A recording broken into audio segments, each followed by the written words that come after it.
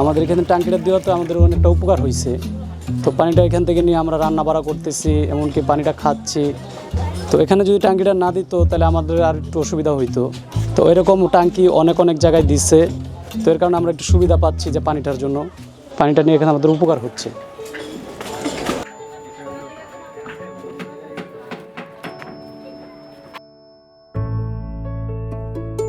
আপনারা জানেন 25 নভেম্বর এই করাইল বস্তিতে ভয়াবহ অগ্নিকাণ্ড ঘটেছিল, এবং অগ্নিকাণ্ড ঘটার পর থেকে আমরা অক্সফাম কিন্তু এই বস্তিবাসীর সাথে থাকার চেষ্টা করছি।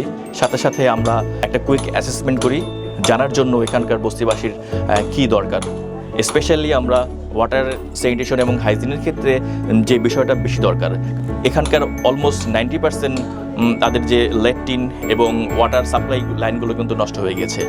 এবং যখন কোনো জায়গাতে স্যানিটেশন ব্যবস্থা এবং পানির ব্যবস্থা না থাকে, সেক্ষেত্রে পাবলিক হেলথটা কতটা রিস্ক সেটা আপনারা বুঝতে পারছেন।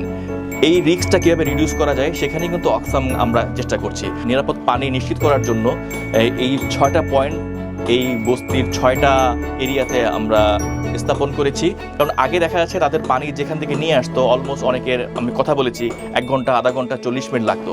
এখন এই স্থাপনাগুলো তৈরি করার পরে এখানে দেখা যাচ্ছে যে তাদের এখন 5 মিনিট 10 মিনিটের মধ্যেই কিন্তু তারা কিন্তু এখন নিরাপদ পানিটা তারা নিশ্চিত করতে পারছে। যখন লাস্ট আমি এখানে এসেছিলাম তখন তারা বলছিল যে 5 দিন পর্যন্ত তারা গোসল করতে পারছে না। বাট এখন এটা স্থাপন করার পর থেকে মানুষের জীবন বাঁচানোর জন্য দরকার, সেটা তারা পেয়ে এক ধরনের স্বস্তির একটা নিঃশ্বাস ফেলেছে যে এই পানিটা তাদের খুবই দরকার ছিল, এবং সেটা অক্সফাম এই ডিএসকির সহযোগিতা কিন্তু এটা এখানে স্থাপন করেছে।